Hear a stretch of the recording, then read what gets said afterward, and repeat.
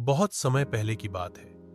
एक घना जंगल था जहां सभी जानवर शांति से रहते थे। लेकिन उन्हीं में एक शेर था जिसका नाम था वीरभद्र। वह बहुत बलवान और घमंडी था। वह सिर्फ भोजन के लिए नहीं बल्कि शौक के लिए भी दूसरे जानवरों को मारता। जंगल में एक दिन एक बूढ़ा साधु आया। वह शांतिपूर्वक एक पेड़ के नीचे तप कर रहा था। सभी जानवर उसकी सेवा करते, कोई फल लाता, कोई पानी। पर शेर को यह अच्छा नहीं लगा। उसने कहा, यह साधु जंगल का राजा बनना चाहता है। एक दिन शेर उस साधु के पास गया और बोला, हे साधु, मुझे वरदान दो कि मैं सबसे शक्तिशाली बन जाऊं, कोई मुझसे लड़ न सके। साधु ने शेर की आंखों में देखा और मुस्कुराकर बोला, तथास्तु, तुम्हें ऐसा बल दूंगा कि कोई भी जानवर तुम्हारे सामने टिक न सके।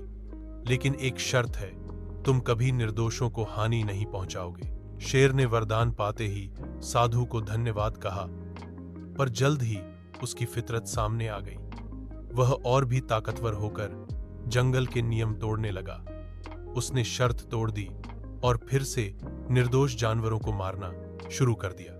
साधु को यह पता चला। वह फिर शेर के पास गया और बोला, तुमने वचन तोड़ा है। वरदान सिर्फ शक्ति नहीं, जिम्मेदारी भी होता है। शेर हंसा, अब तो कोई मेरा कुछ नहीं बिगाड़ सकता। तुम्हारा वरदान है मेरे पास। साधु ने गहरी सांस ली और कहा, जैसा कर्म वैसा फल।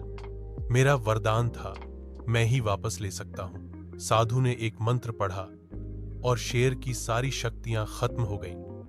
वह अब एक सामान्य शेर बन गया, न ताकत न घमंड। शेर को अपनी गलती का एहसास हुआ। वह साधु के पैरों में गिर पड़ा और क्षमा मांगी। साधु ने उसे माफ कर दिया, लेकिन कहा, तुम अब भी जंगल के राजा बन सकते हो, अगर न्याय और दया से शासन करो। उस दिन के बाद वीरभद्र ने कभी किसी निर्दोष को हानि नहीं पहुंचाई। शिक्षा, सच्ची शक्ति वही है जो संयम और न्याय के साथ इस्तेमाल की जाए। वरदान अगर अहंकार में बदल जाए तो वह अभिशाप बन जाता है।